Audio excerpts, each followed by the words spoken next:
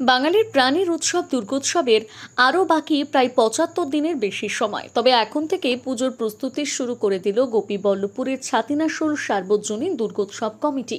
বুধবার খুঁটি পুজোর মাধ্যমে ৭৭তম বর্ষের দুর্গাপুজোর অনুষ্ঠানটির সূচনা করল ছাতিনাশোল সার্বজনীন দুর্গোৎসব কমিটি। উপস্থিত ছিলেন রাজ্যের কৃষি প্রতিমন্ত্রী তথা নয়াগ্রাম বিধানসভার বিধায়ক অমিয় কিসকু।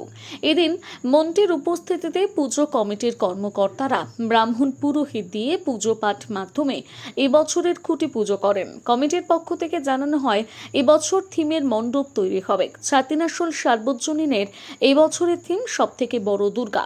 ৫৫ ফুটের সুউচ্চ দুর্গা মণ্ডপের শোভা বর্ধন করবে। পুজোর ষষ্ঠী থেকে থাকছে মেলা ও সাংস্কৃতিক অনুষ্ঠান। একাদশীর দিন রয়েছে ছাতিনাশোলের ঐতিহ্যবাহী আদিবাসী মেলা ও সাংস্কৃতিক অনুষ্ঠান। কমিটির পক্ষ থেকে জানানো হয়েছে, জঙ্গলমহলের ঐতিহ্যবাহী এই দুর্গাপুজোর সবথেকে বিশেষত্ব হলো পান্তা ভোগ। পুজোর নির্দিষ্ট দিনে পান্তা ভোগ পাওয়ার জন্য ভক্তরা মুখিয়ে থাকেন। কমিটির পক্ষ থেকে জানানো হয়েছে, এবছর বর্ষিয়ান কোনো ব্যক্তিকে দিয়ে পুজো উদ্বোধন হবে, যাতে থাকবে চমক। খুঁটি পুজোর উপস্থিত হয়ে মন্ত্রী অমিয় কিসকু বলেন, এবারের পুজো সবাই উপভোগ করবেন। প্রশাসন এবং সরকার সবার পাশে থাকবে। পুজো অনুদান প্রসঙ্গে তাৎপর্যপূর্ণভাবে মন্ত্রী বলেন, সরকার সবার পাশে থাকার চেষ্টা করছে। স্বাভাবিকভাবে পুজো কমিটির সঙ্গে থাকবে এই আশা করতে পারেন। এবারে আমাদের পুজো ৭৭তম বর্ষে পড়লো। অনেক আগেই তো খুঁটি পুজো করলেন, কারণ কি? কারণ এবারে আমাদের পুজোর থিম থাকছে সর্ববৃহৎ দুর্গা। তার জন্য আমাদের প্যান্ডেল করতে সময় লাগবে এবং বৃষ্টির মরশুমে নানা রকম বাধা বিপত্তি আসছে, তাই সময় নিয়ে যাতে আমরা কাজটা করতে পারি সেই জন্য আমরা খুঁটি পুজো করছি। বাজেট কত থাকছে? বাজেট ৭ লক্ষের ভিতরে থাকছে আমাদের। কি অনুষ্ঠান থাকছে?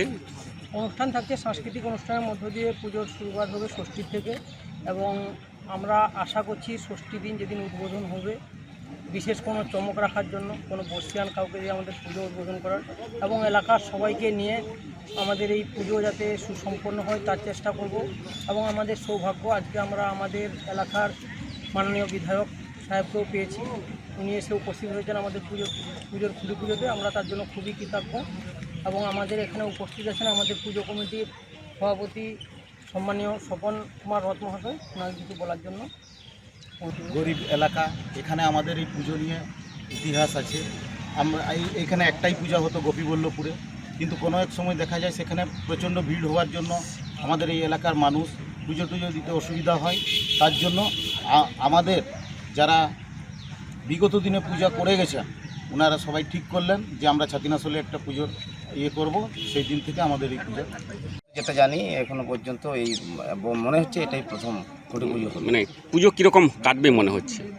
পুজো তো দারুণ কাটবে, ভালো কাটবে এবং সবাই উপভোগ করার মতো পুজো হবে। না, আগের সরকার তো আগের সরকার, হ্যাঁ, এখন নতুন সরকার এসছে, আপনাদের দ্বারাই পরিবর্তন হয়েছে, আপনারা দেখুন না, উপভোগ করুন না। সরকার সবার সাথে থাকার চেষ্টা করছে, তো স্বাভাবিকভাবেই পূজা কমিটির সঙ্গেও থাকবে, এটা সবাই আশা করতে পারে এবং সেই চেষ্টাতে সরকার আছে।